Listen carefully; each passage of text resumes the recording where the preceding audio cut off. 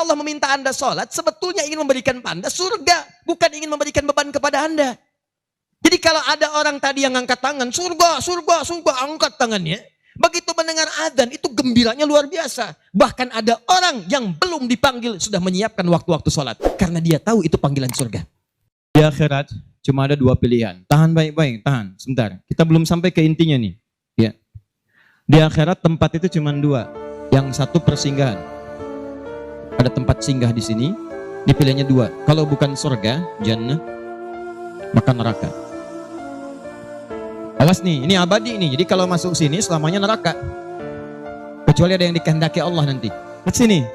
Ini tengahnya disebut dengan A'raf namanya. Bukit tinggi. Sampai muncul Quran surah ke-7. Baca ayat ke-45 sampai dengan 47 sampai 49. Kalau Anda masuk ke surga, misal amal solehnya banyak. Kayak mindahin kursi itu. Amal soleh. Misal, yang ini bekalnya amal salah. Sayyi. Yang ini tengah-tengah.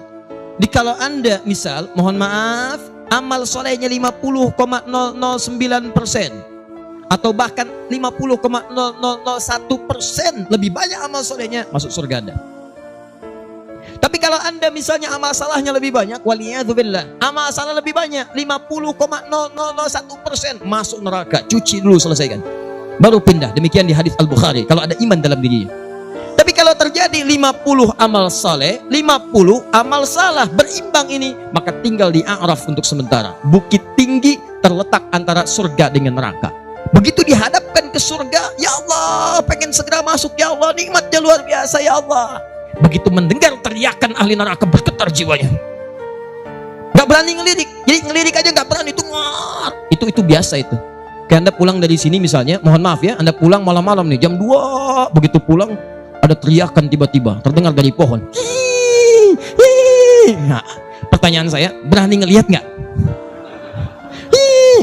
Berisik, habis itu lari gitu. Nggak ada.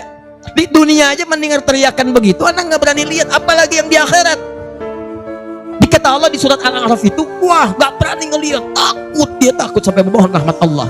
Pada saat itulah kemudian diambil dia, langsung dipindahkan ke surga. Dan itu prosesnya menunggu sampai hisab selesai. Satu harinya 1000 tahun. Jadi kalau ada yang mampir ke sini satu hari, sama dengan menunggu 1000 tahun dalam urusan dunia, dalam hitungan dunia. Nah, sekarang pertanyaan saya, antum mau kemana di akhirat nanti? Pilih surga atau ingin di A'raf mampir sementara waktu? Ini bukan pilihan. Yang mau ke surga angkat tangan. Masya Allah. Yang surganya Firdaus bersama Nabi. Masya Allah. Buat turunin dulu. Turunin dulu. Apa bekalnya tadi ke surga itu? Amal soleh. Amal soleh itu wujudnya pahala. Setelah mengerjakan kebaikan. Nih agak cepat dikit ya. Agak cepat dikit. Ustadz tahu dari mana kalau bakal ke surga amal soleh? Turunkan dalilnya Quran surah kedua ayat ke-25. Wabashshiril ladzina amanu wa amilus shalihat. Amilus shalihat. Berikan kabar gembira pada orang beriman yang mengerjakan amal soleh. Tidak cukup dengan iman, mesti ada amal soleh. Karena itu kalimat-kalimat iman disandingkan oleh Allah langsung dengan amal soleh. Wal 'asr innal insana lafi illal ladzina amanu wa amilus. Makanya setelah ada kalimat iman, semuanya bersanding dengan amal soleh. Kalimat iman pertama, Al-Baqarah ayat 3. Kalimat iman ada wujud amal solehnya. Kalau Anda bertanya, ya Allah, apa bentuk amal solehnya? Kata Allah, satu, alladzina yu'minuna bil ghaib wa yuqimunas salat. Salat itu amal soleh, diletakkan setelah kalimat iman. Makanya ketika antum dipanggil salat, mesti senang antum. Hayya 'alas shalah. Terima kasih ya Allah, karena itu panggilan surga. Di ketika Allah meminta Anda salat, sebetulnya ingin memberikan Anda surga, bukan ingin memberikan beban kepada Anda. Jadi kalau ada orang tadi yang angkat tangan, surga, surga, surga, angkat tangannya. Begitu mendengar azan, itu gembiranya luar biasa. Bahkan ada orang yang belum dipanggil, sudah menyiapkan waktu-waktu sholat. Karena dia tahu itu panggilan surga. Itu ada di Quran surah keempat ayat 103. Di ujung ayatnya. Innas salata kanat 'alal mu'minina kitaban mawquta. Orang-orang yang imannya benar ini, kata Allah, dia tuh paham kapan waktu sholat itu tiba. Karena dia mengerti begitu dipanggil, itu panggilan surga. Dia tidak akan pernah, apalagi kalau ada hal-hal yang penolakan dalam dirinya. Itu yang berbahaya. Anda bayangkan nih ahli iman nih. Ini rumahnya di sini nih. Ini masjid. Masya Allah. Ini rumah seorang, ini masjid. Speaker masjid, rumahnya begini. Di sini ada orang, ini cuma 5 meter, di sini 500 meter. Ini sepeda ada, motor ada, mobil ada, lengkap semua. Yang ini, sepeda pun belum pernah mimpi. Begitu ada panggilan hayya 'alas shalah, Allahu Akbar, tergerak jiwanya, panggilan surga datang. Ya Allah, terima kasih, saya masih diamanahi, dipercaya untuk datang ke surga. Datang. Padahal matanya tidak melihat. Tidak ada penuntun. Mengadu kepada Nabi, ya Rasulullah, Ali ya rukhsah, apakah saya mendapatkan keringanan? Kata Nabi, atasma'ul adhan, apakah kamu masih mendengar adhan? Bala ya Rasulullah. Ya Rasulullah. Madum tatasma'ul adhan fa'addiha fil masjid.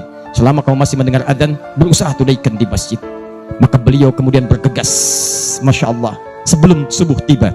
Kalau sekarang misalnya 4.15, maka beliau jam 3 sudah bergerak berangkat dari rumahnya, menghubungkan jalan sampai ke masjid. Masjidnya belum seperti kita sekarang, yang bawahnya alasnya tanah, tiang-tiangnya terbuat dari pelepah kurma, atasnya daun-daun kurma. Teman-teman sekalian, kalau hujan itu bocor, kalau panas tersengatnya kelihatan, terasa sekali. Sampai di hadis Muslim disebutkan, kalau panas sedang kuat, kami membentangkan seperti handuk-handuk kecil, sapu tangan kalau sekarang.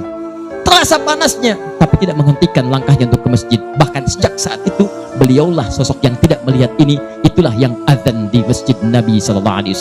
Sampai subuh kemudian adzan menjadi 2 bagian. Adzan pertama beliau, adzan kedua Bilal bin Rabah. Itulah Abdullah bin Abi Umi Maktum. Imannya kuat, sebelum adzan memanggil sudah merencanakan di masjid mana dia akan berangkat. Mata tak melihat, jarak ke masjid jauh, tapi tidak menghentikan langkahnya untuk hadir di masjid, bahkan sampai adzan di masjid. Antum siapa? Duhai orang yang mengangkat pengen ke surga, Firdaus, ingin bersama Nabi. Antum sahabat bukan? Lihat, tabi'in bukan, imam bukan, makmum kadang-kadang. Kurang apa lagi? Allah tempatkan masjidnya bagus, masjid agungnya luas, mewahnya luar biasa. Jarak dari rumah antum walaupun 5 kilo, kendaraannya ada, motornya ada, kendaraan ada, mobil ada. Kenapa antum tidak gunakan kendaraan itu untuk menjadi saksi di akhirat bahwa dia pernah mengantarkan antum ke tempat surga?